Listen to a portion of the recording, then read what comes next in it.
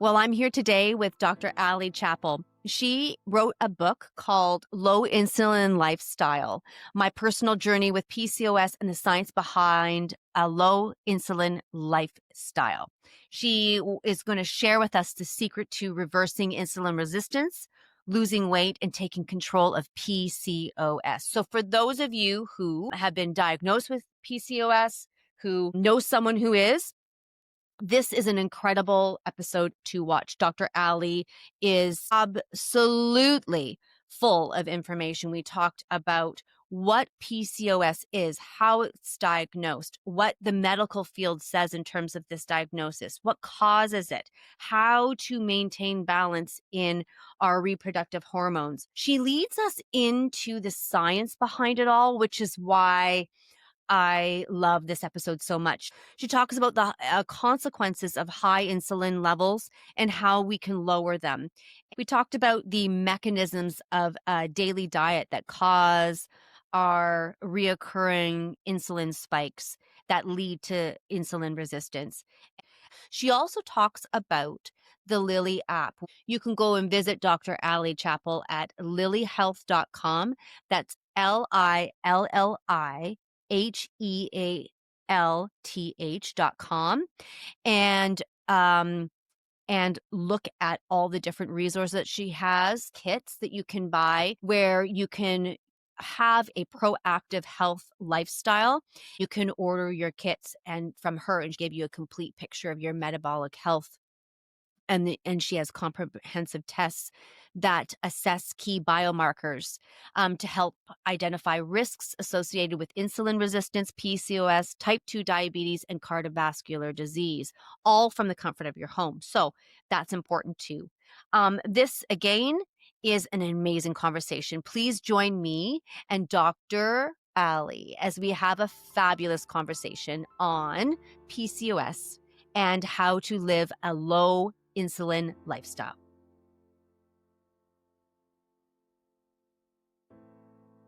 I'm so grateful to have you here today. I want to hear about the beginnings of your PCOS journey. So if you would share, that would be great. Yeah, of course. Well, I did my undergraduate degree in nutrition from Texas A&M. And then, I was diagnosed with PCOS around that time and thought, I don't even know what this is. I need to learn more. So I pursued a master's degree in nutrition in Texas as well. And then as well as a PhD. So during my PhD, it was in nutrition, but I studied under a reproductive endocrinologist. Most of my classes were in reproductive endocrinology. My dissertation was in reproductive endocrinology. So I often say my PhD was basically nutrition and reproductive endocrinology. And then after that, I got a National Institutes of Health postdoc position in women's metabolic health.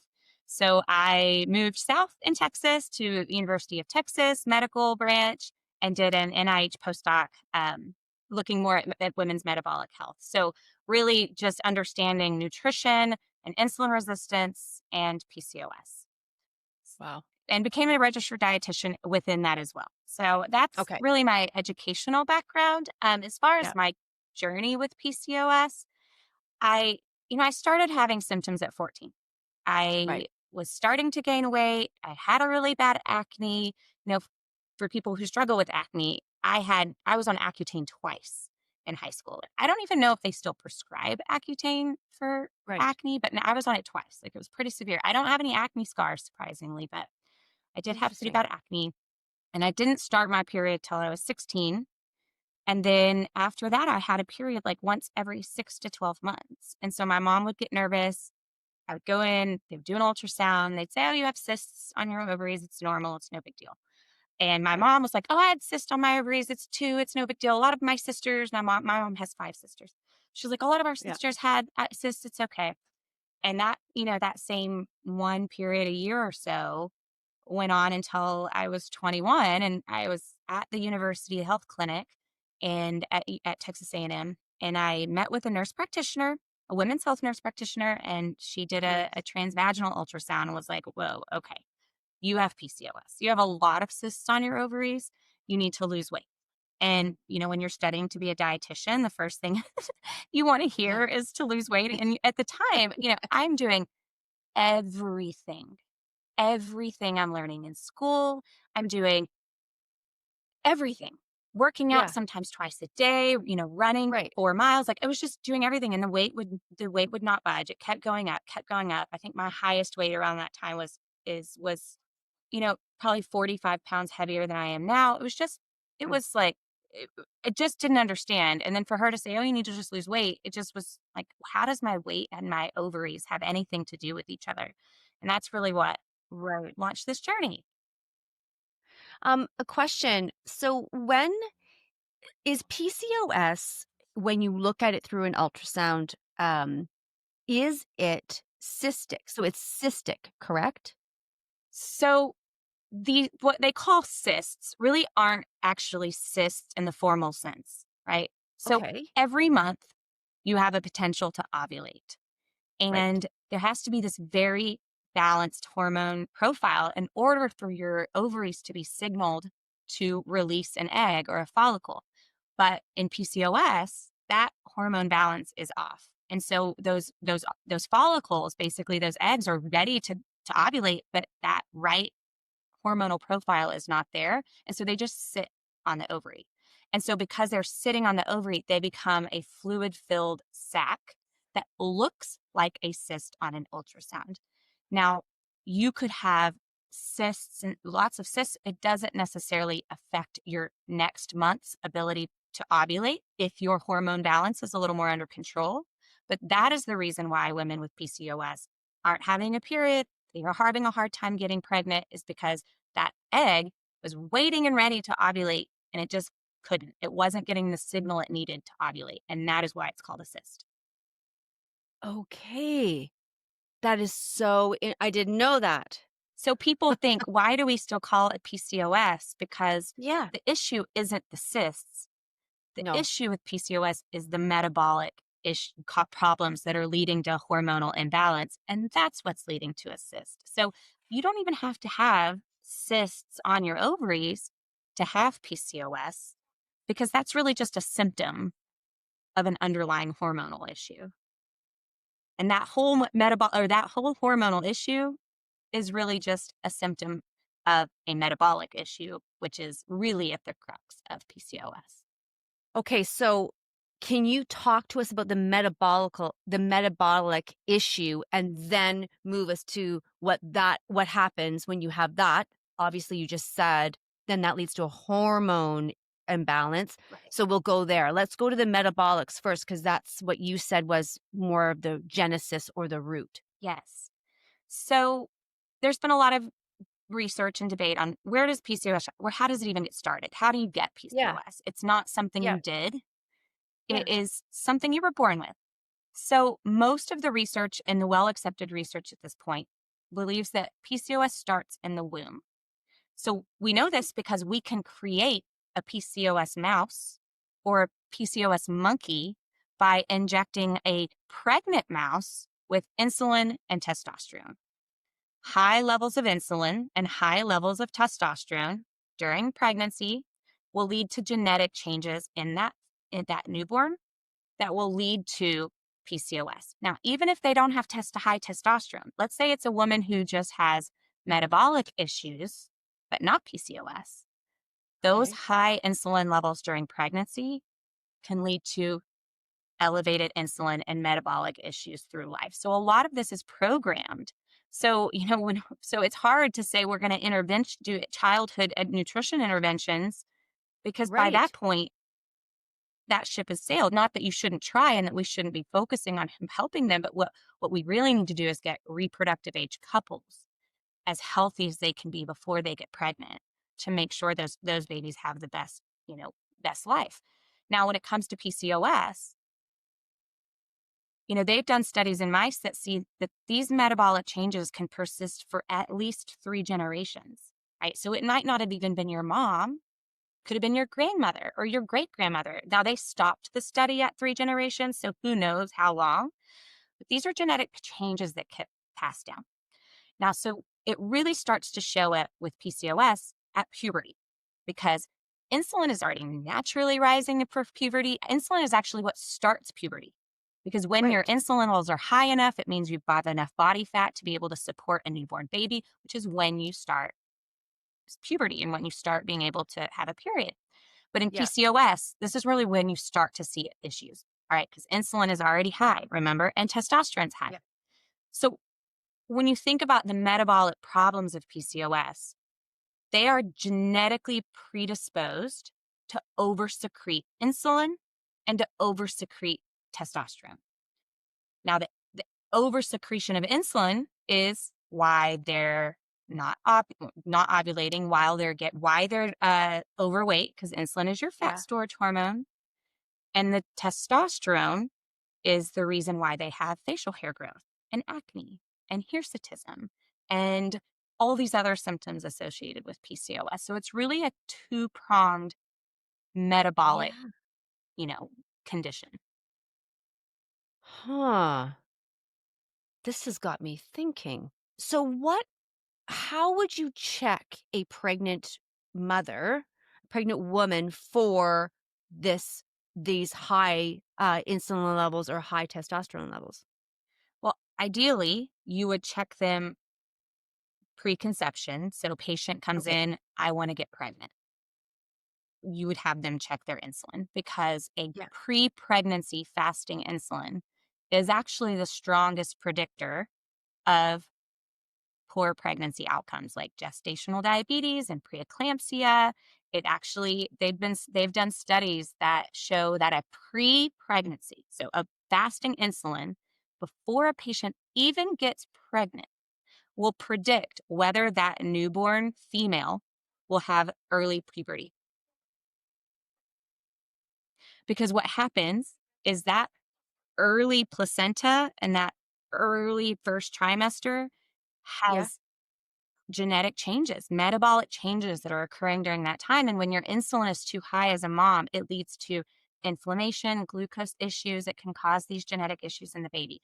So, what should be done is that when a patient goes to their prenatal visit at week 8, which is typically when you get your first scan, check the heartbeat, Yep.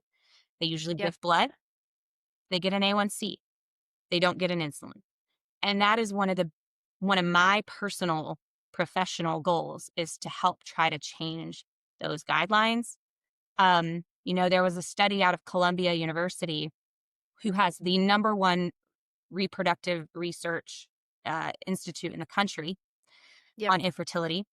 And they did a study, it was published in Fertility and Sterility, which is the biggest journal. This was only 3 or 4 years ago, where they took these cells from a placenta, an early placenta, that was either miscarried. They took these cells and they put them in a petri dish with a bunch of glucose or a bunch of insulin. And they were looking at to say, we test glucose all the time in early pregnancy, but it's really not predictive of whether a patient's going to have a miscarriage or not. Like if somebody's Hmm. having recurrent miscarriages, like 2 miscarriages in a row, they typically go to the doctor and the doctor does blood work. Yes. In that blood work, they only measure an A1C in addition to some other things. But what they're saying is, well, that's really not being predictive. We can't really do an A1C in a patient and see whether they're going to have a miscarriage. So they looked at insulin. And you know what they found? That high insulin levels in the first trimester were as toxic to the developing placenta as chemotherapy drugs. And that their clinic is going to start measuring insulin in every single patient wanting to conceive. But that's not the standard. No, that's not. It's I, it's weird. it is. It's not the standard because that's just not what was taught in residency programs. And Sure. and so, understanding and thankfully I get to see the other side of it. We go to ACOG. We have a booth at ACOG. So when you Yeah. get healthcare providers that are not around their patients, they're not around their colleagues, and they come to our booth and ask us about what Lily Health is, and I ask them, do you test insulin? They'll often say, well, I didn't know I needed to. Or how would I interpret those labs? Because that's not something they were educated on. And that's not their fault. We just need a change No. in the guidelines. And that's unfortunately where we're at. So when you measure fasting insulin, is that a blood test? What does, obviously fasting means you're not eating. for a certain period of time. Can you just briefly share about that? Yes. So a fasting insulin is how much is a blood test. Yes. And you do have to be fasting and it's very inexpensive. Like you can Okay. get it from Quest for $25. And or you can get it through your insurance. I do sell a testing kit that has Yeah. cholesterol and A1C and inflammation and as well as insulin. If they want to do it at home, it's an option. But you can do it at Quest for very inexpensive. Okay. And so what it's measuring is while you're sleeping, your insulin should be very low because insulin is only secreted after you eat. But in some patients, because their insulin is so high throughout the day because of what they're eating and PCOS, their body's not able to clear it out of the system in time, over the night while they're sleeping. And so when they wake up fasting in the morning and go give their blood, their Right. insulin is still too high. So if your insulin is still too high, which is anything over 8 microunits per milliliter, that's anything over 8 is considered too high. That means they have some metabolic issues going on and their body is not able to handle all the excess insulin in their system. So then, if you have an abundance of insulin, what does the body do with that insulin? It just circulates around. So this is how it starts to develop, right? So think of it as a snowball, right? Sure. Um, and insulin resistance is somewhere on this scale of 0 to 10. And think 10 is Mm. diabetes. And 0 is Okay. you're born, you're the healthiest thing healthiest you can be. Everyone exists somewhere on this scale. Okay. Okay. Plenty of people can be at a 9, but they're not diabetic because their glucose levels aren't high enough to be diabetic. That doesn't mean they're any less Because 10 is the number. is the number, So you right? It's an could be 9 and you're not at 10 yet. then your labs look great and you're doing great and we'll see you in a year. I mean, that's the problem. So how do you know whether you're at a 9 or a 1? You've got to measure Right. your insulin. So people think diabetes, including doctors, they think of diabetes as a glucose problem, but diabetes is an insulin problem. You either don't make enough and you're type 1, or you make too much insulin that just doesn't work. Both of those Right. lead to high glucose. But if you're just measuring glucose, well, you don't really know where you fall, right? Am I a type 2 diabetic that doesn't make enough? Or am I a Mm. type 2 diabetic that makes too much? So you see a lot of these lean women who are saying, I have prediabetes. I've been thin my whole life. Like, how could I have blood sugar issues? You've been lean your whole life because you don't make enough insulin. And insulin is a fat storage hormone. But now you're struggling because your pancreas is worn out and can't keep up with your diet. And so Right. right. Then you've got the other side of the people who are like, I've struggled with my weight my whole life and now I have diabetes. Well, that's because your insulin was so high your whole life and all that insulin was storing fat. Now, how does this all happen? How does this all start? Yeah. So when you eat foods that spike insulin, and we can get to what those are, Sure. when you eat recurrent, repetitive foods that spike insulin, so insulin is released in a large amount and your cells kind of get bombarded with this insulin. And it's like, whoa, whoa, whoa, this is too much. So they start Sure. removing like the receptors on the surface of their cells. Well, if you have to have insulin to get glucose out of the blood. Mm. Well, if there's not Okay. as much receptors, insulin can't do its job. So glucose levels start to rise in the blood. Well, then the pancreas says, hey, this glucose can't stay in the blood. It has to get into the cell because this is, bad for the body. So it sends out Sure. more insulin and more insulin. And that snowball starts to happen where if your Okay. pancreas is having to send out 10, 20 times more insulin than needed to get the same job done, that is where the problem is because that insulin can affect every single tissue in your body. And that's really where the problem comes from. I'm fascinated by this. And I have to ask, why do we do when we test, why are we not testing for the whole panel? Meaning, why would you just test for glucose and not for, I don't understand. Like they Calorie. have boxes that they check off And I'm looking at my doctor going, why are you checking off some? Yeah. If I'm here, why are we not checking all of them off? Well, a lot of times I have plenty of people who reach out to me on social media and say, I finally got my doctor to agree to order a fasting insulin, but they told me they wouldn't be able to interpret the results for me.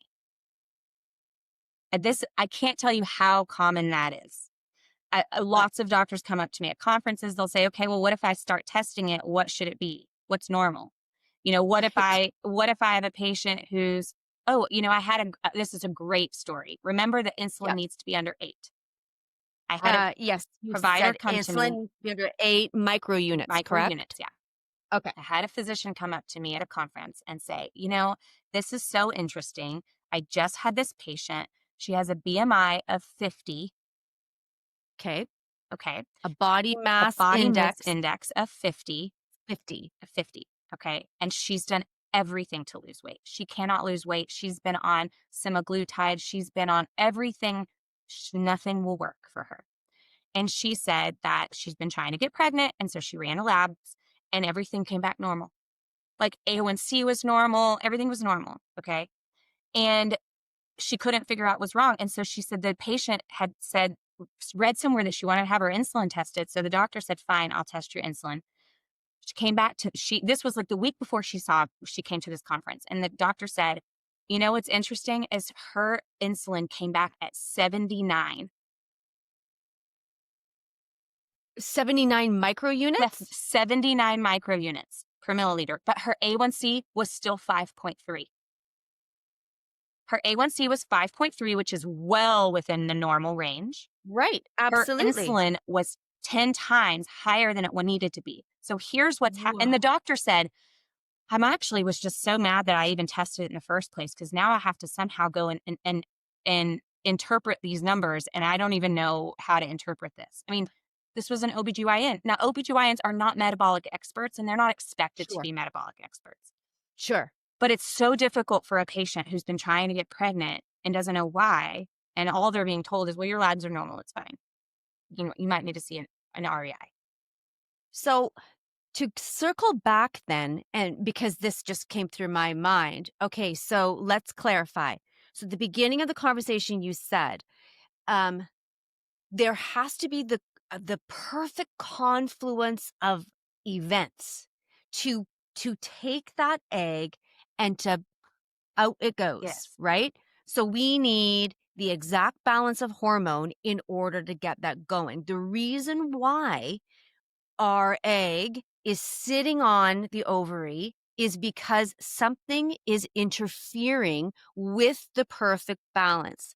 And when that interference happens, then the egg sits there. It just waits. It's just doing its job. It's just waiting at an amber light, waiting for the green light, and it never gets it. So then the body is a miracle maker. It coats it over. It says, okay, like we're going to hold you. We're going to keep you safe, but we're also going to, kind of suffocate you so that you don't have to, create havoc in this perfectly defined system. Am I on the right path here? 100%. Okay. So then when a woman is saying, I cannot get pregnant, and the insulin level is 10 times higher, 5 times higher, whatever that is, it's because they have a whole bunch of eggs sitting out there, or is it because there's a decline in estrogen, progesterone, testosterone? It is because insulin tells a hormone in the brain to oversecrete. It's called gonadotropin releasing hormone. And in the brain, you also secrete luteinizing hormone and follicle stimulating hormone. All right. Now, insulin directly increases what's called luteinizing hormone. When it's too high, luteinizing hormone is too high. And luteinizing hormone is what has to surge. And that tells the ovaries, hey, we're ready, release the egg. But in PCOS patients, their LH levels are too high through the whole cycle. Well, if those are too high, you can't get this surge. And so they never get that signal. And so they never ovulate. And it all has to do with their insulin levels. And so for this patient, and this is a very common scenario. I have friends who've had multiple miscarriages and had to go through 3 or 4 providers to even have them agree to test their insulin. And one Yeah. of them's case was 25. It was 25, and they refused to test her. They just refused to test it until she finally found someone. But how does that happen? How do you Yeah. get a normal A1C, a low normal A1C, Right. with 10 times the insulin? And it's because it's taking, remember those receptors that keep getting pulled Yeah. off and then the insulin's not Yep. working very well and the glucose stays Yeah. there. So it's their poor little pancreas is working Yeah. so hard. I think of like the I Love Lucy episode where they're in the chocolate factory. I love that one. It's exactly like that. It's like, all right, this is working. We can do this. And then the machine turns on a little faster and they're like, I'm doing it. I'm trying. I'm working. But Right. you don't Right. see the chaos that's going on to even keep those glucose levels down. So if all you're measuring is an A1C and you see that it says 5.2, 5.3, 5.6, and you're like, oh, well, everything's running smoothly. It looks great. What you don't Yeah. see is behind the curtain, how fast and how hard that poor little pancreas is having to work to keep that glucose level in the normal range. And that number is really the most important number for anyone, not just PCOS, not just if you're trying to get pregnant, literally for anyone, that number or your insulin levels. Insulin number and insulin level is Yes. the most important. Yes. Okay, so here's how I understand it. So metabolism uses energy to power the body, and then the food that we eat, it it is what we're giving our body as energy so that our body can survive. And then insulin takes that energy from our food. Insulin is what takes the energy from our food and Yep, gets it into the cells.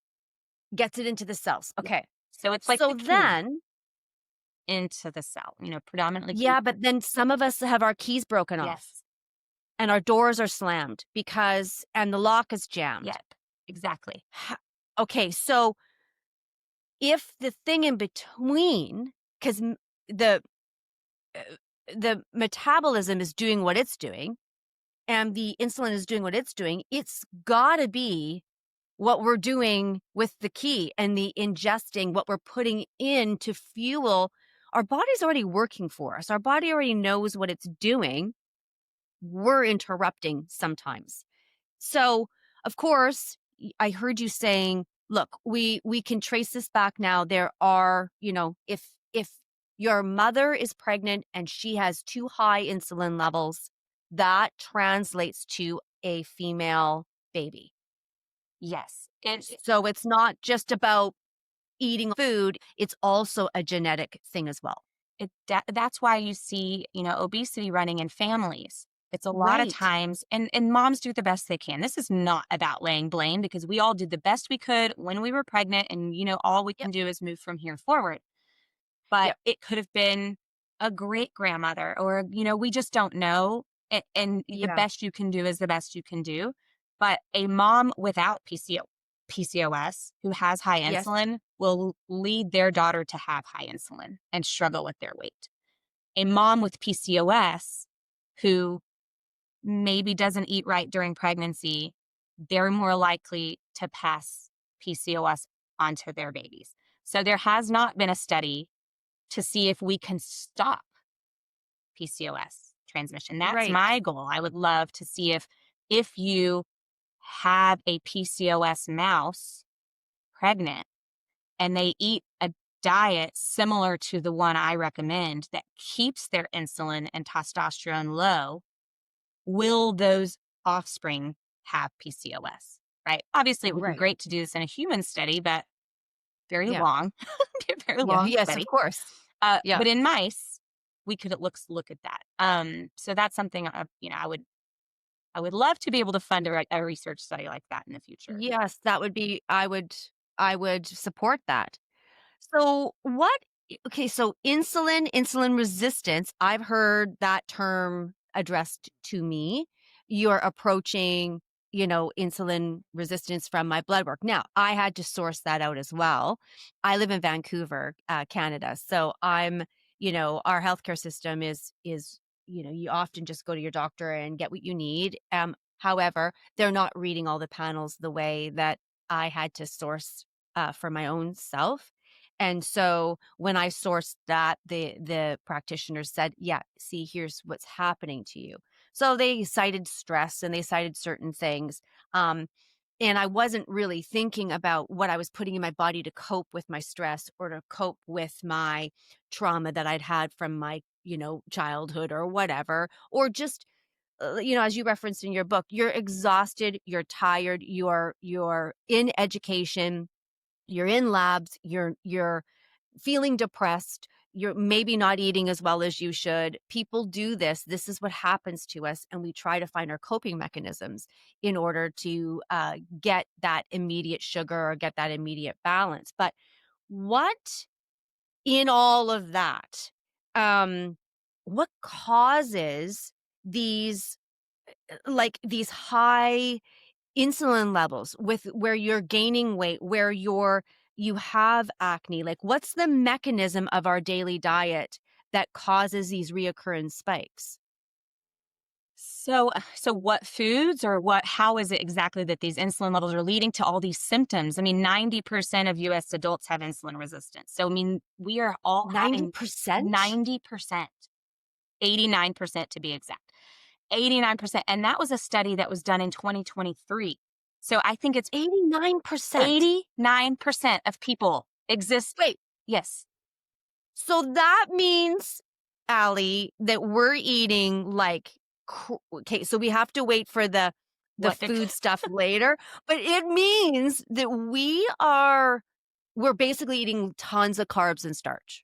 Tons of starch, and it's not just carbs. And I do want to talk about that later, about if we stop a focus on glucose and carbs and we start to focus on insulin instead, there's a really surprising, because does glucose spikes lead to insulin release? Absolutely, yes. But it is not the only thing that spikes insulin.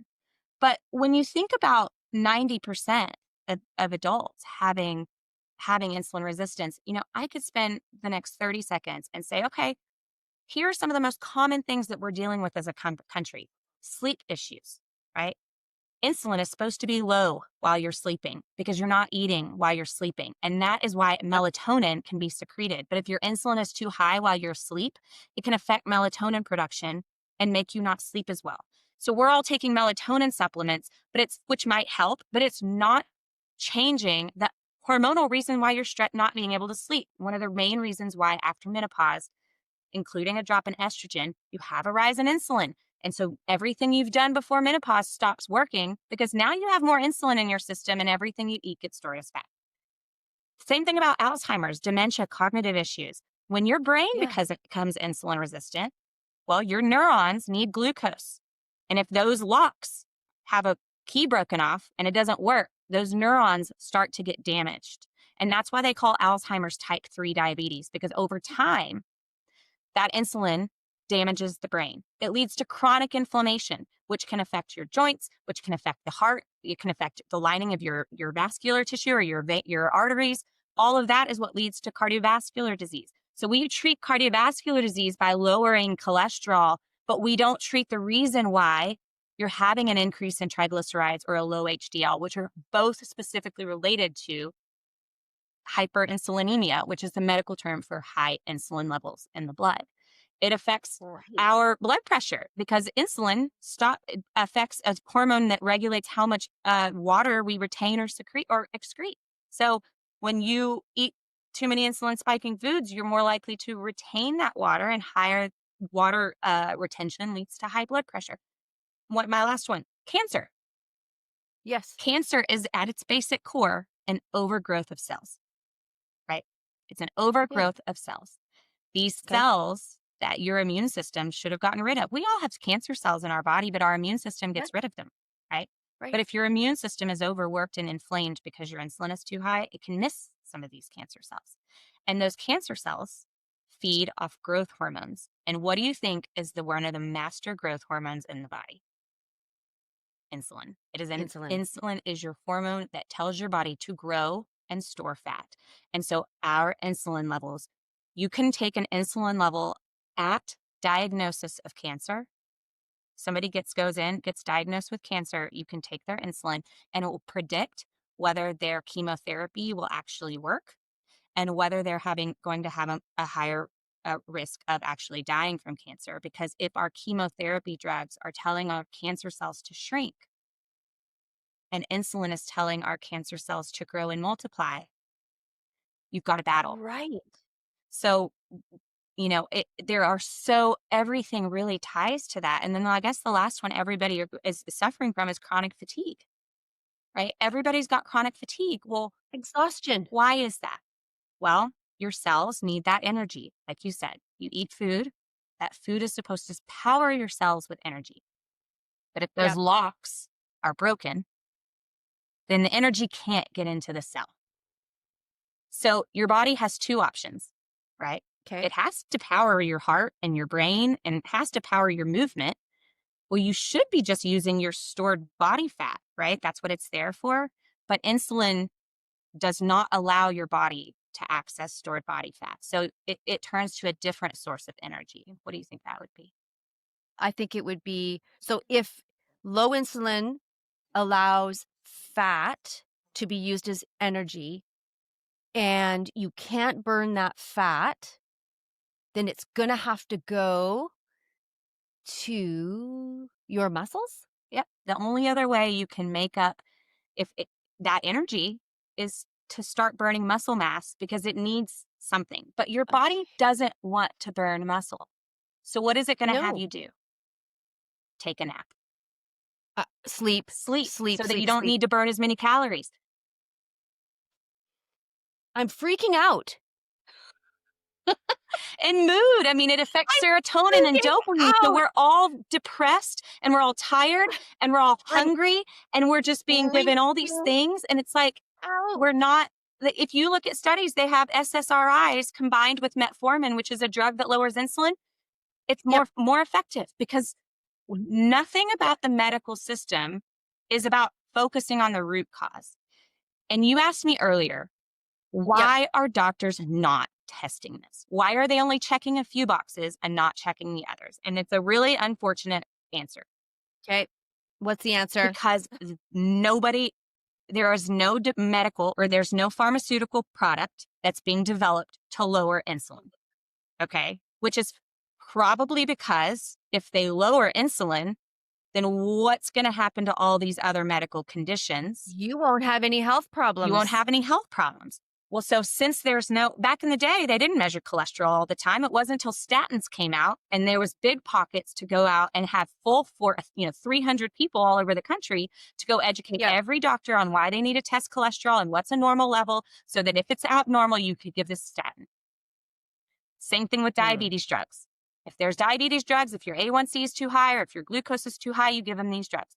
Until a pharmaceutical company develops a drug that targets insulin levels, then they would have the deep pockets to go educate the doctors, to go partner with the organizations, the societies, to influence medical care. And it's very hard to do that in a grassroots effort. Right. And then you have to say, well, then what is the natural remedy then? Well, the natural remedy, the way we do the middle piece, which is food. It's just food. If you can't have a drug to lower, then you're suggesting it has to come through diet. It has to come through diet. That's what the cause is, and that's what how you reverse it. It comes through our diet. And unfortunately, the guidelines, I don't think there's ever a one size fits all for anything, right? No. But if you have insulin resistance and you have high insulin levels, you're going to need to eat in a different way that focuses on keeping insulin levels lower. And that's not necessarily what's in the general recommended nutrition guidelines for adults. And because, sorry to interrupt, but everybody talks about balancing blood sugar. Everyone talks about balancing blood sugar. I was just listening to someone yesterday, and they said, oh, the biggest thing that you have to do in the morning is balance your blood sugar. So if you take the protein powder, you take the fiber, you take you put this in that and this supplement and this and this and this, and then you get your fat in there with some yogurt or whatever, and then you drink it.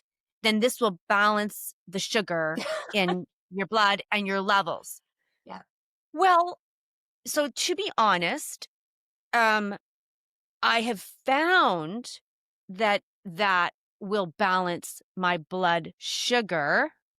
But as I was reading, I ran to my pantry and I was pulling out all my stuff going, does this protein powder, this one, does it have whey protein in it? What does this have? Like, I was looking at my things that I use to stabilize myself. And so I realized that, yes, the protein powder, my protein powder is pea protein and hemp. So maybe that'll pass yours. Is it passing? Yes. Yeah. Okay, because I got to tell you, it is the only protein powder that works for my body. Good. Any other protein powder, I cannot do it. It doesn't fit right. It doesn't feel right. I bloat. It backs me up in terms of my bowel movements. So this is the only one where I actually really feel good. I feel amazing in the morning. And that's what's But it's not because it's my blood sugar, right. Is it? It's because it's not. And that's the thing, is we've been so focused on the symptom and not the root cause, right? Like I always say like this, focusing on your blood sugar is like hiring somebody to come and check the foundation of your house. And all they do is come in and like look at the walls for cracks. And you're like, okay, well, maybe there are no cracks, but that's not really looking at the foundation. You know, I have to fix my foundation, not just patch the cracks in the walls. That is the issue. It is not about, blood sugar imbalance is a symptom of an underlying insulin problem. You either don't make enough insulin. Now, if you're type 1, you make no insulin, right? But you can be type 2 and just not make enough, or you make too much. There's an underlying issue that you have to know before you really want to balance that blood sugar, but that really comes from fixing the insulin problem. So, I think that's what most people, I wouldn't say they have to relearn about nutrition, but it's just thinking of it in a different perspective. If we know that insulin is at the root of almost every metabolic condition, health condition, fertility condition, then why aren't we taking an insulin-first approach? And that is really where I've, my journey and this, where all the research that I've done is really just, let's focus on insulin first and see what happens. Well, I mean, it totally makes sense because I've been scrambling. And as I read this, I was just, I read the one part about, because I'm in menopause and God help me with all the things. I'm trying to embrace it. I'm trying to get the spiritual part of it. I'm trying to get this older, wiser, sagely woman, and I feel like I've got that. But what I don't have in handle is when, the hot flashes rage, my upper lip sweats, I'm just overheated. But the other piece is it's the sleep. It's the, okay, so here's my little thing. And this speaks directly to what you're saying. So I had to hire out to get my blood test completely done. And upon, they looked specifically at my hormone levels because I've been in menopause since I was, 42 and perimenopause. And then now I'm almost out. So it's my levels are up, basically saying your body's saying, okay, we're good. We're not going to produce eggs anymore. I'm like, okay, good. Yeah. Glad we got that straight. But the one thing that I'm not understanding is why my estrogen level came back. Okay, get this, Allie. My test, it said it had an arrow and it said 40 is like the lowest that you should have. Don't go below there. Oh, no. Okay, the test comes back and says we don't find any estrogen in her body. That's what's causing your sleep issues also, though. And I'm like, what? WTF! Exclamation mark, explanation mark.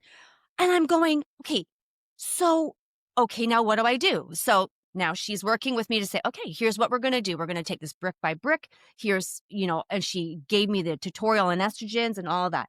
Okay. So my progesterone's great. My testosterone is normal. Okay. Normal. She said it could be on the higher side of normal, which from your research, you're basically saying I have this combination that I didn't even know I had. Right. And guess what I'm eating? I'm eating lentils. Yes. I'm like, oh, lentils are so healthy for me. I'm pounding the lentils. I'm eating the things, the sweet potato. I'm eating the things that spike this insulin, and I'm super low in estrogen. And that's so interesting because testosterone can get converted to estrogen like within the fat tissue, but that is surprising that you're estrogen. It's like your body is saying, nope, clearing this out. I don't want to start. I don't want a cycle to start. I'm not getting ready for a baby. I mean, but that estrogen can downstream go to serotonin, which you need for sleep. So I think that's another thing that, that's for sure one of the other reasons why you start to have sleep issues. So it's kind of two-pronged. Sure. It's also a drop in estrogen, but it's absolutely related to insulin also. But she didn't measure your insulin with all those hormones. No. And it's going to go back. Like, I'm going to have another conversation about this. And then this is where I'm not experiencing, belly fat. But I know people who are. Okay. And this would be why when you hit this age of menopause, perimenopause, I'll ask that question later. But did you say what? I said in perimenopause too, they're starting to. And perimenopause too, yeah. So this is why everything begins. So when we get to this age, we need to begin to change another level of how we're eating. Yes. Well, and it's just to have a different perspective about it. So with menopause, you have this drop in these hormones, specifically estrogen, which specifically correlates with a rise in insulin. So even everything that you were eating prior probably wasn't, you might have been able to more or less manage your weight, but now you have this extra insulin in the system, which is more likely to then store fat. So when insulin's high, you're more likely to store what you're eating as fat as compared to burn it. And so I think that is specifically why these women are starting to have these issues after menopause, and nobody's talking about it with them. Some healthcare providers are, I don't want to say nobody, sure, but it is rare. And it is rare for dietitians to talk about because we didn't learn about it. My entire undergraduate degree, never once learned about PCOS. Never once learned about insulin resistance. The only thing I learned about insulin was what you need to give it to diabetics in order to lower their blood sugar. That was it. Went and got a master's degree, learned nothing about PCOS, learned nothing about insulin resistance, did my whole nutrition, my dietetic internship, which is a 9-month internship you have to do. And you rotate through various different outpatient clinics. Never once did I see a patient with PCOS or learn about insulin resistance. And then you have to take your licensing exam. Not a single question on the licensing exam to be a dietitian that involves insulin resistance or PCOS. And these are who the providers are sending their patients to. And it's not their fault. It's just that the curriculum, it just isn't there. And, when I had a provider tell me, I've had multiple providers tell me, I don't send my patients with PCOS to dietitians anymore. They come back worse. And that's not the fault of the dietitians. That's the fault of the curriculum of what they're being taught. And it's just the whole system. There's a lot that has to change, but one step at a time. Well, one step at a time. And I would agree, there's not much out there about menopause. Now there is, but because, there's a billion of us that are like having a moment. It's great. We're hot flashing. We're having problems. There's not a lot of, support or those kinds of things, but there's also like you say, just women's health in general. Yes. I want to see more because I have 2 daughters and I have 2 sons. I have four humans total. And I want to see the understanding for all of them. How does um, I don't want to leave men out of the conversation because insulin is in men as well. How does it show itself in men? Okay, so in men, when insulin levels rise, they also start to gain weight, right? This can happen just over time as they gain weight through life, but it definitely starts to happen around age 35 because there is this drop in testosterone that starts occurring in, mid to late 30s. Well, Okay. that starts to lead to fat growth. Well, fat cells, so not only do you have testosterone lowering around mid to late 30s, but fat cells have an enzyme that can convert testosterone to estrogen. So the more fat tissue you have, the lower testosterone you will have. Does that make sense? Because Yeah. testosterone gets converted to estrogen. So that's where you kind of get you know, the man boobs or whatnot that they talk about, of course, but that's because of higher estrogen levels in the men. And that estrogen comes from the fact that they have too much fat tissue. And that fat tissue is taking whatever left testosterone that's even left and converting it to estrogen. So you have this like double whammy effect that's happening, right? Well, Right. that low testosterone causes all these issues, whether it's, sperm issues, whether it's erectile dysfunction, because, the other thing with erectile dysfunction is, remember when I said insulin leads to chronic inflammation, which can affect your vascular system? Well, that's a Yes. huge part of, erectile dysfunction. So you've got men that are having fertility issues because sperm needs testosterone in order to develop normally. It needs to be in an environment with not lots of inflammation. And so you have all these issues, but then you have this whole market, this whole industry of testosterone replacement therapy, which I'm not Right. going to say anything about. All I'm saying is it's not targeting the real reason why they have low testosterone in the first place. There's one thing to have a reduction in testosterone from aging, Yep. but a lot of it's happening from the fat tissue. And that is because of the insulin. Well, as you said, insulin is really the bedrock, It is of everything. and we're building our house on insulin is what we're doing because Yeah. insulin is goes to our cells. It is the key that fits into the door of that cell and turns it and then has the cell do whatever it's going to Yeah. do in terms of its energy or whatever. But it's the master hormone. The master You have hormone. two master hormones. You have insulin and you have cortisol. And Okay, I've those always heard about cortisol. I have never heard that insulin is a master hormone. insulin is the master, and insulin affects cortisol. Because all of those things are so related, because you cannot, Huh. I mean, especially with those two, they affect everything. Cortisol, when you're really stressed, right, it tells your liver to make glucose, right? Think of a glucose, and Right. cortisol is like your fight or flight, your stress hormone. It's stressed. It sends your liver to make glucose from your stored glucose, which is called glycogen, not to get too scientific. It starts to Yep. break down and put glucose into the bloodstream. Well, what do you need if glucose is in the bloodstream? You need insulin. So when you're Absolutely. stressed, it actually leads to more insulin being produced, which is why you gain weight when you're all stressed out all the time. So it's all of these things all the time, but they're measuring cortisol. They're not measuring insulin. And you know what they'll say? A lot of providers will say, well, we don't measure it because it's not reliable enough. Like the assays aren't reliable. And assay means like how it's getting measured in a lab isn't reliable. Sure. And I'm thinking to myself, okay, in 2025, we now have these devices that you click onto your phone that can Yeah. measure hormones in your urine using a phone. And you're telling Really? me that we can't measure insulin Yeah. at Quest? Yes, you can. Yes, you Yes, you can. can. 100%. Okay. So it's, Ah, yeah, have you not seen those? They're like Inito or something. Like there's some different products that you can use your phone to test. And it's, I've never seen it's that. mind boggling. So, anyways, you can absolutely test it So accurately. so you can test that. Everybody can go and find that, but we can also point them to you because you also have kits that you have.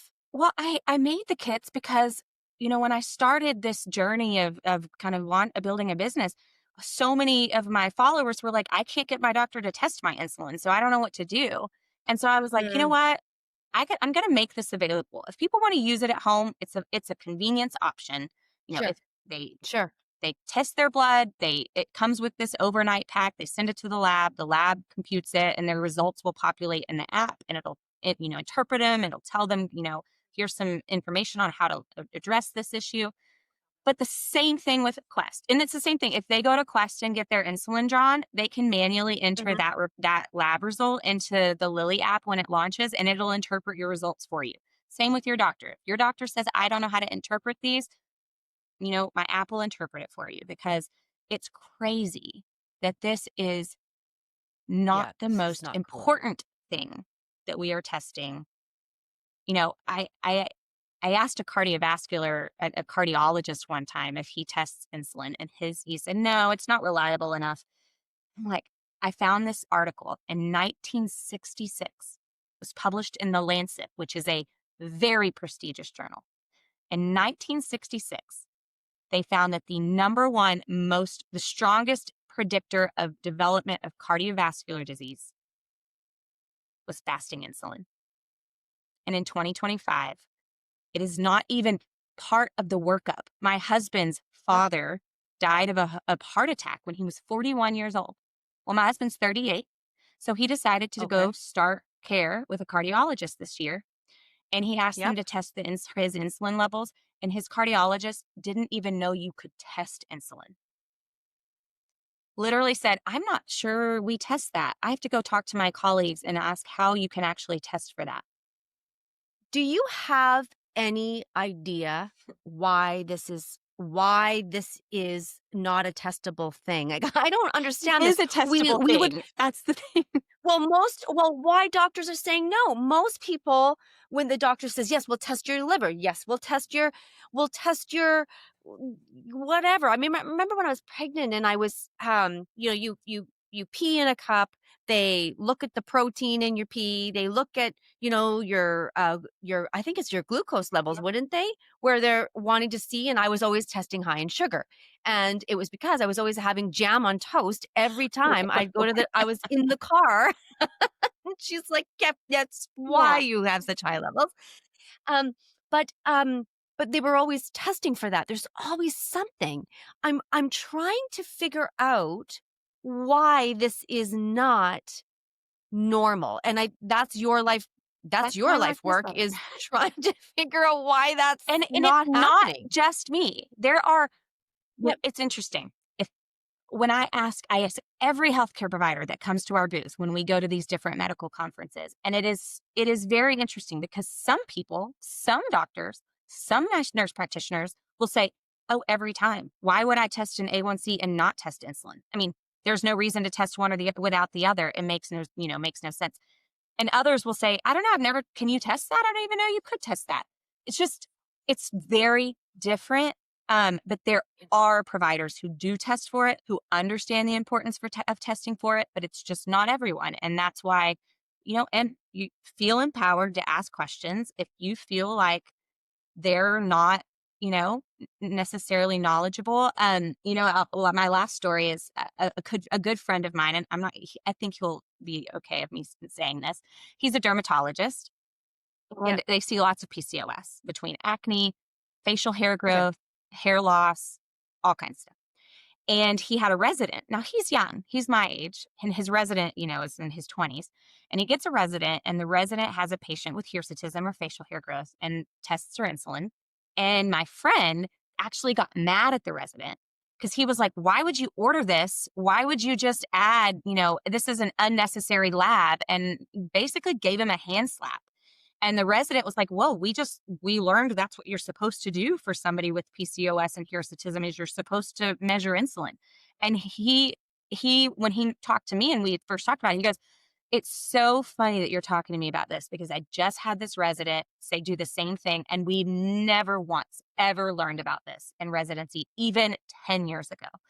So it is changing, but it is changing with the new coming out. And that means if you've been out for a long time, you that's just not something you've ever done and you've ever thought you've needed to. Right.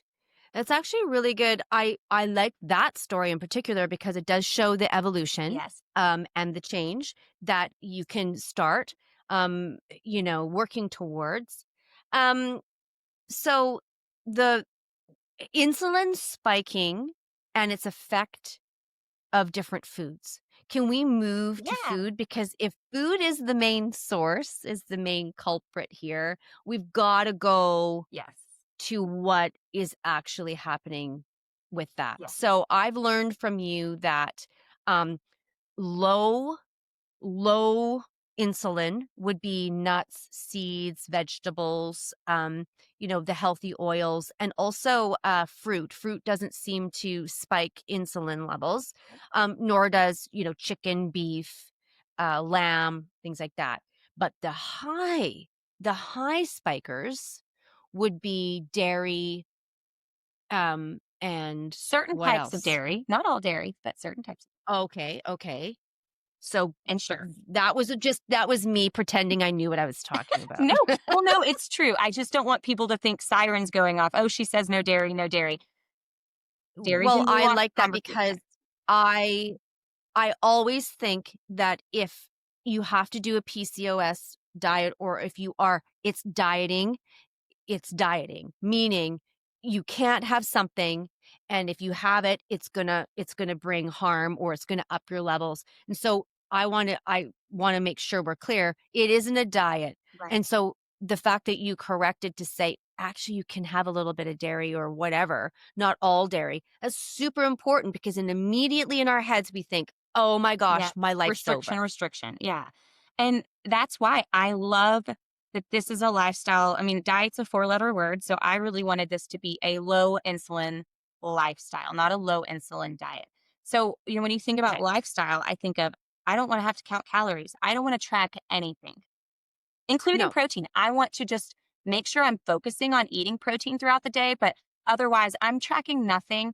There does not exist that doesn't exist in my brain space anymore. And when I used to, nothing else existed in my brain except for, how am I going to lose weight? How am I going to lose weight? How am I going to Right. lose weight? And now I won't do it. I have so many other things that would bring me joy, and you don't have to. I've not had to. I've kept my weight off for 12 years now. The patients in our studies, all the people that reach out to me are like, I cannot believe that simply just focusing on one thing. I don't count calories. I don't count carbs or fat. I don't track anything. Exercise is super important, but we didn't allow them to to exercise in our research studies, which we'll, can talk about. But, that is, yeah, they were not allowed to exercise, because with research, you need to be Wow. more controlled. They could only, they Okay. followed the diet, the lifestyle. They did not exercise, and they still lost on Wow. average 19 pounds in 2 months. I mean, simply That's just when amazing. you bring down your fat storage hormone or insulin, your body is better able to access the stored body fats that's there, which means you have a steady supply of energy. So you have better energy levels throughout the day. You have, you don't have the cravings all the time, because your body's not saying, hey, go eat. I can't get any energy yet, because your insulin is, not working. You have better energy, you sleep better, you don't have cravings all the time, you're not hungry all the time. It's so when people say, well, they have to count calories, how do you lose weight if you're not in a calorie deficit? Well, they were in a calorie deficit, but not because I told Right. them to be, but because they weren't as hungry and they had more energy. So Interesting. that's the thing, is it's more about, let's shift our focus. So when you think about these foods that spike insulin, Yep. starches. All right, now let's talk about these for a second. So there's of Okay. course unprocessed starches and processed, but Okay. the very very root of these are made out of 100% glucose. So starches are the only carbohydrate source that are pure glucose, and Yep. glucose spikes insulin, and insulin, Yeah.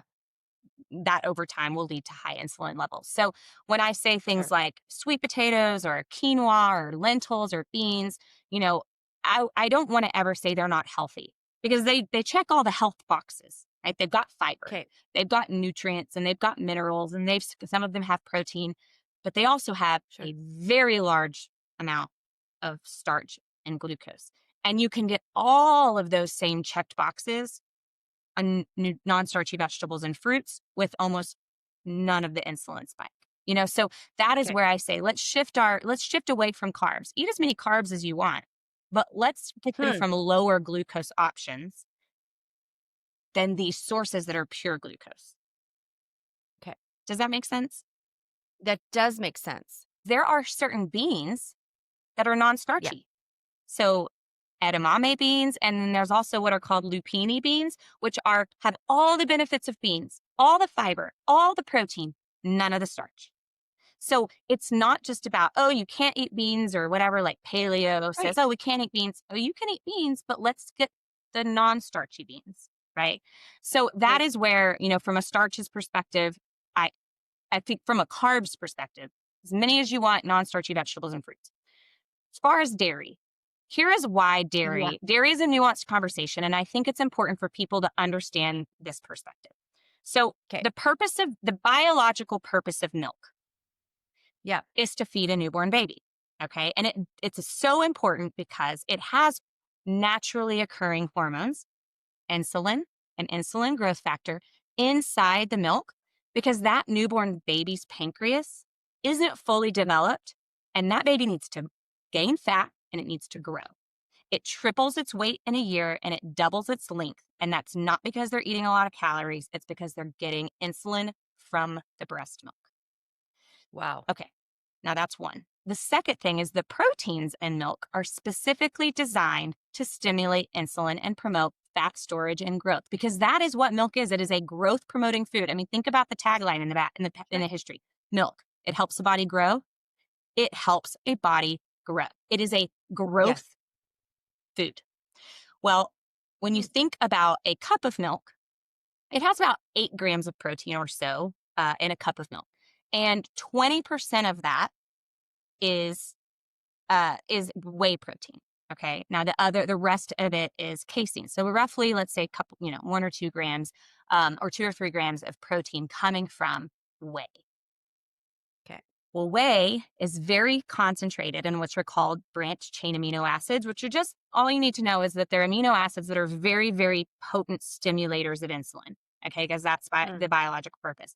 But when you go to create cheese or Greek yogurt, to make 1 pound of cheese, it creates 9 pounds of whey waste, because you've got to take all of the whey. That's why you have cheese strainers, is you're pouring all that in there and you're getting rid of all that liquid.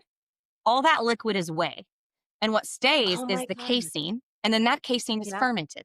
All right. And all that liquid that comes out is whey.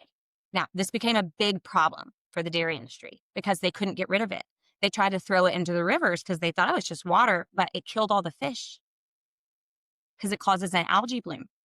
So in the 80s, somebody said, well, let's dry this and powder it and we'll sell it for $35 a tub and market it for health and fitness. Now, that's great, because what is whey protein really good at doing? Stimulating growth, which means building muscle. Yeah, that is building great. muscle. Building muscle is great. But what all else is a problem when you constantly eat foods that spike insulin? Well, you don't have a balance. All of these issues. There's tons of studies, whey protein causing acne in bodybuilders, all these things. And so when I think of whey protein, I get so nervous, because if you're adding a scoop of whey protein, 25 grams of whey protein into your protein shake, and biologically, 1 cup of milk only gives you 2 grams, it's like it's a growth promoting food, but it still wants to regulate that growth a little bit. Does that make sense? Right. A baby doesn't need, sense. it needs growth, but let's not cause issues, because too much insulin and insulin growth factor are directly linked to cancer, because it's an overgrowth of cells. So now we're isolating out that whey, which we know is the most insulin spiking food you can eat. It spikes insulin higher than a slice of white bread. Think about that for a second. And now we're mixing it into everything. And this is not necessarily just about the muscle building community. It is in everything, because it is a waste product and it is a common food additive that it's added to things like ice cream, because it's cheaper than using milk, because it's a waste product. Right. So they'll add it to everything, even though it's not marketed as high protein. It's in thousands upon thousands of just food items as an additive.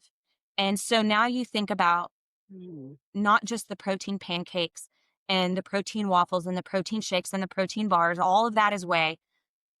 It's even in foods you don't even think of as being high protein. And so people are having their insulin spike all day long, every day. And I think that's where I get really concerned about we seeing all this increase in cancer rates and we don't know why. And it makes me think, are we unknowingly keeping our insulin levels way higher than they ever needed to be since the Right. 80s, right? That's when whey protein really came onto the scene. Mm. Yes, this all makes sense to me now. It's kind of This all makes scary. sense to me now. People get very defensive on this topic of whey Sure. and dairy. And just to say, back to what dairy foods are okay on the on this low insulin lifestyle. So when Yeah. you, like I said, when you take the milk and you put it through the cheesecloth and you get rid of all the whey and you have the casein, Yeah.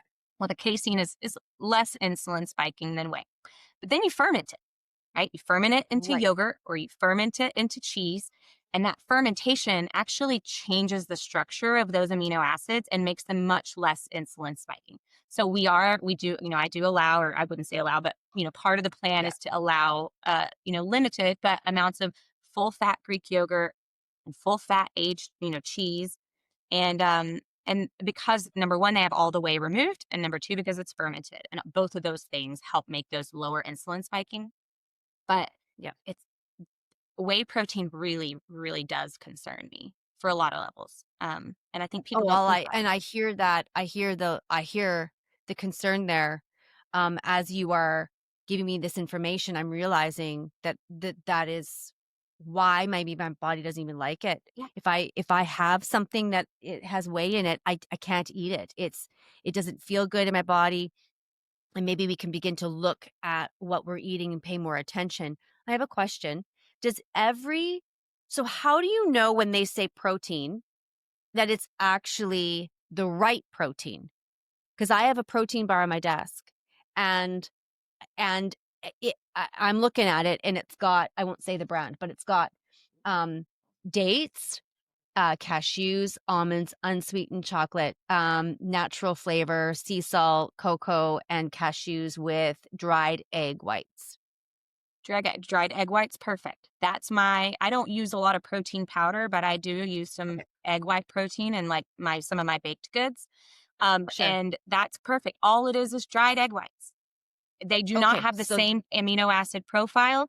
What's the Okay. problem with whey is it's got an amino acid called leucine. It's got a couple of different ones that cause it, but leucine is really the most important. And too much leucine has been shown in a variety of studies to be a problem. It's so important for muscle growth. You have to have it. It's Okay. an essential amino acid. Do not Yeah. restrict leucine, but also don't overconsume it. Now, most people aren't going to know what has leucine in it. Well, I can tell you the most concentrated protein of leucine is whey protein. So that's where you're really getting it because it's concentrated. If you go eat a steak or some chicken, you're eating a whole food. You've got fat Yeah. in there, you've got a bunch of different amino acids. They're there in their biologically balanced way, right? But if you were to eat 25 grams of whey protein, knowing that a 1 cup of milk only has 2 grams of whey, it Yeah. would be like That's drinking crazy. 100 cups of milk to be able to actually get 25 grams of whey protein. So it's Yeah. gross, but that's just Well, the and big industry. I see on the when I go to, my market, and I see whey protein powder, this protein shake or this protein powder says whey on it. This is important for us to know because as you have educated us and as you're studying and as you're noticing with your patients and through your research that we have to be mindful of the process in which things are being made. Yes. That's really unfortunate that is where we have to go, but it is where we have to go, and we can take back our body health. We can reconnect to what is good for us, as you are saying. Um, we can balance our bodies, and we can do it through food, and we can live a healthier, lower insulin lifestyle. Now, as we wrap up, what do you say to those individuals who have PCOS they're feeling, hopeless, they're feeling helpless, they're feeling like they're not getting the support that they need from their doctors. So I think there are becoming more and more options, right? There are companies called, Alara is a great option. If their mental health is in their fertility because they're wanting to become pregnant and they're struggling, and there's so many patients who have PCOS that aren't just trying to get pregnant, right? They're trying to lose weight. They're Right. trying to feel better. They're trying Yep. to get rid of their acne. I mean, the first thing you got to do is find out where you stand. And that's find out what your insulin is, because until you know what it is, you can't fix it, right? Because Right. that is really what I wish that every woman with PCOS knows, is that it's not your fault. Your body's not broken. You can heal this. It's responding to something that you can change, which is insulin. But you got to find out where you're starting at, right? Okay. And so finding a healthcare provider who's willing to listen to you, is willing to work with you on what, on these steps. If they say, I don't know what insulin is, I don't even know if you can measure that, I hate to say, but they may need to find a different healthcare provider who may have a much better understanding of where they're at in their condition. And Mm. then taking steps to understand what they can do about it. I struggled with mental health. I had a very, very, severe binge eating disorder because I was trying everything. Nothing would work for me to lose weight. So I want to say to those people and mothers of those women that I have been there and you Mm. absolutely can do it, and that there's nothing wrong with you. And that I think find Mm. the resources that are out there for you, whether it's, you know, this app that's going to have lots of free education that I'm launching for you to have free education around what you can do, what is PCOS, what is a low insulin lifestyle, what is insulin resistance, whether it's finding a healthcare provider who's understanding and knowledgeable, and then, advocating for yourself, I think is really the most Mm. important things. And can you give us a little script in terms of how to speak with the doctor? You want to have the Mhm. respect. A lot of times you go in, I've had this with my own doctor. He's amazing, but I've had to really say, like, with respect, you're not female. And so this is what I'm feeling. And he's like, nope, I got you. What do you need? And so, but not everybody Yeah. gets to have that experience. Or what sort of talking script would you suggest? How do we open the conversation? I think that's probably even better. How do we open? What words do we need to use to open a conversation that's going to be directive Okay. so that you can get the result you want? So if I went into a doctor and if I was a Yeah. patient and they had run my labs and they said, oh, your labs are normal, we didn't see anything, we'll just keep checking, we'll just keep watching, keep trying to have a baby, lose weight, we'll see you soon.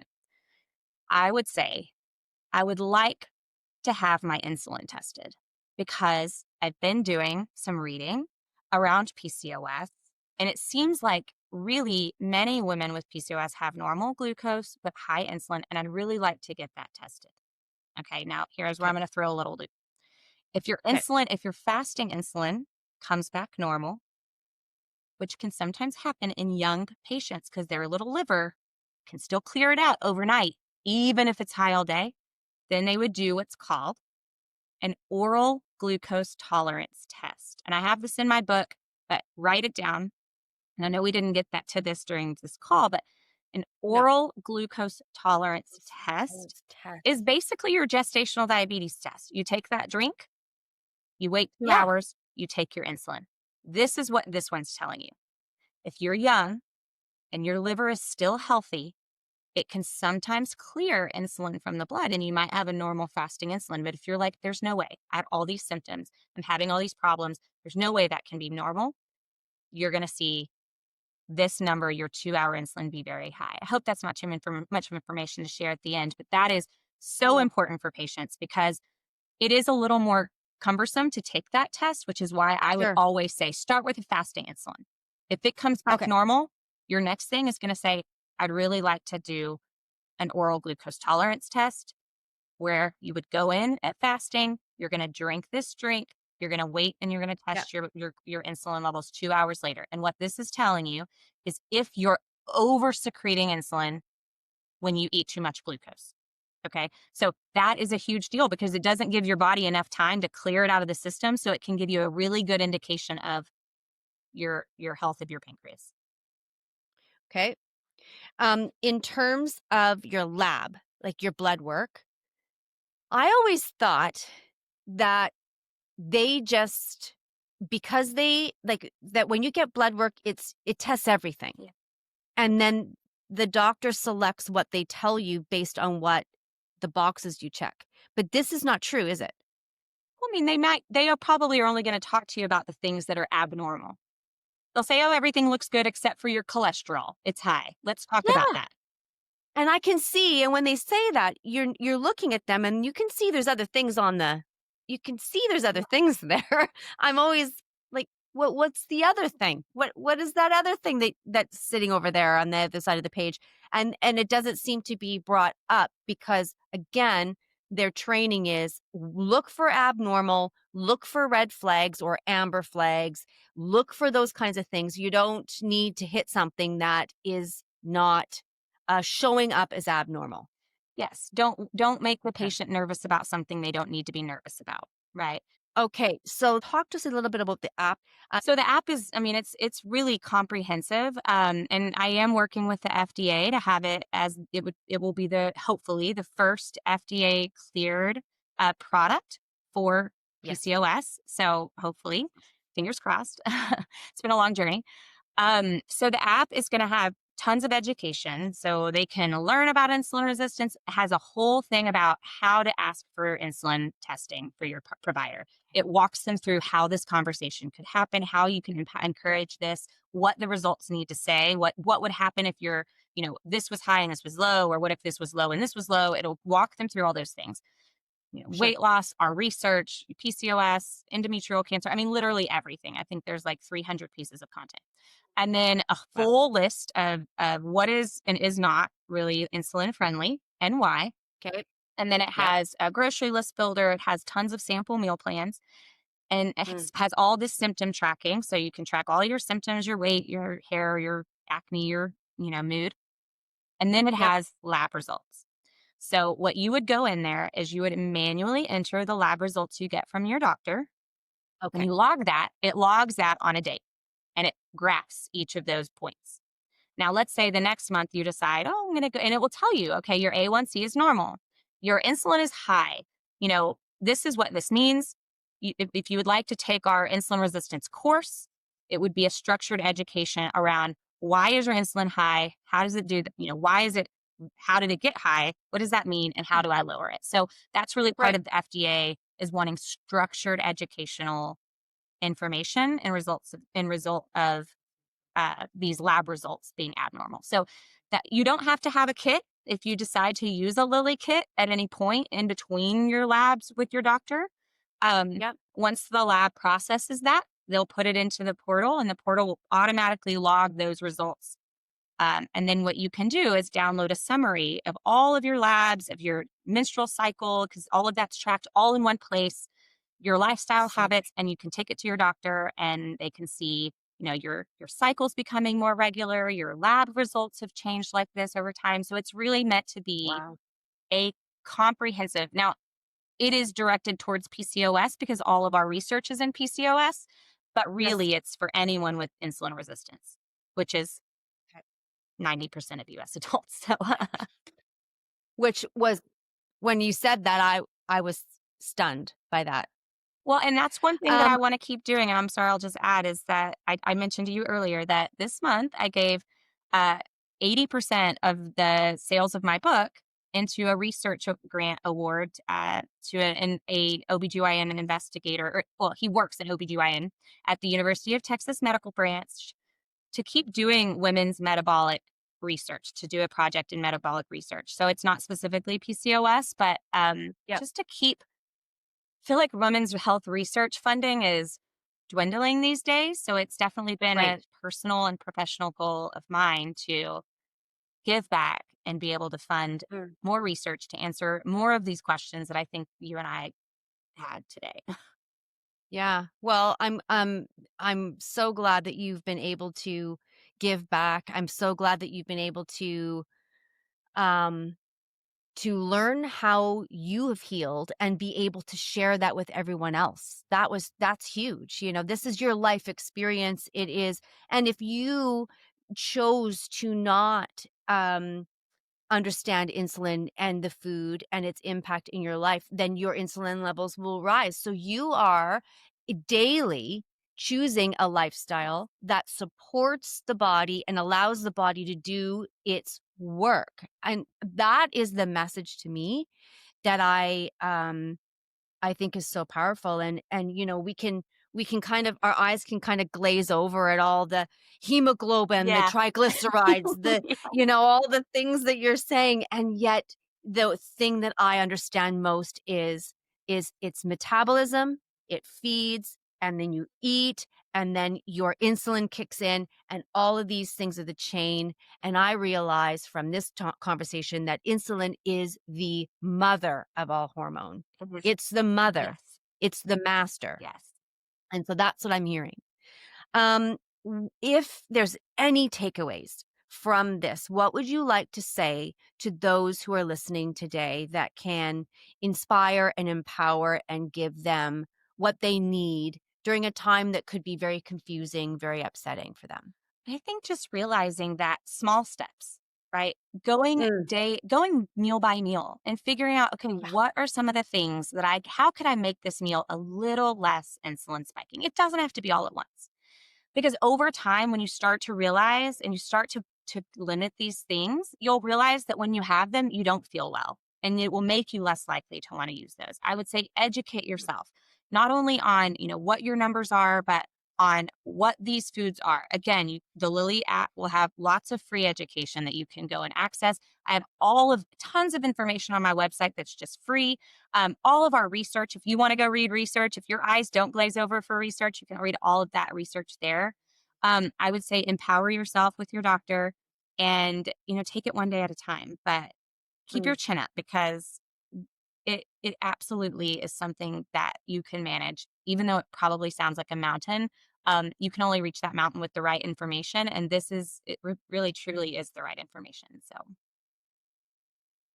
I think this truly is the right information. You are totally right.